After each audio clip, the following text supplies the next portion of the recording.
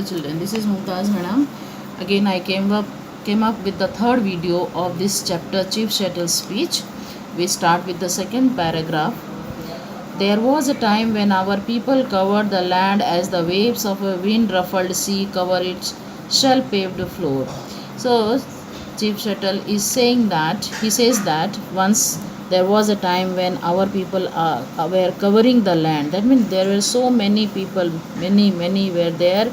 They were covering the whole land as the waves covered the floor, as the waves of the sea covers the floor of the sea. But now time has gone, and that it is only with the greatness of the tribes that are now but a mournful memory. See, it's a memory, it become a memory. At present it is not like that because of these people are responsible, the greatness of the tribes. I will not dwell on nor mourn over our untimely decay. So he is saying that he will not live on, or he will not he will not mourn over what is the present situation, nor even he reproach his pale-faced brothers. He will not rebuke his own brothers, that is tribal people, for what had happened today. So because they themselves are responsible for it, what is the present situation, only because of these brothers only they are in this condition. So we ourselves are blamed for this situation.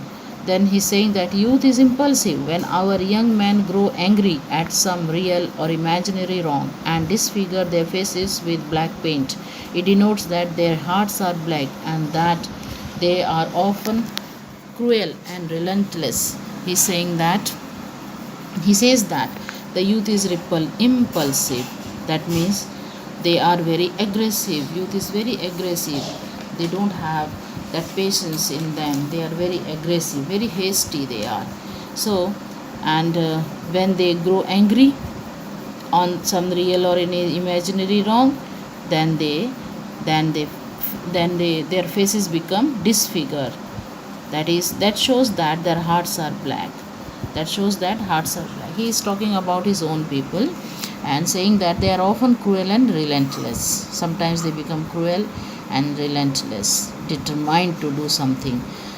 And our old men and old women are unable to restrain them. So their parents, old men and women means their parents, the youth's parents, they were unable to restrain them.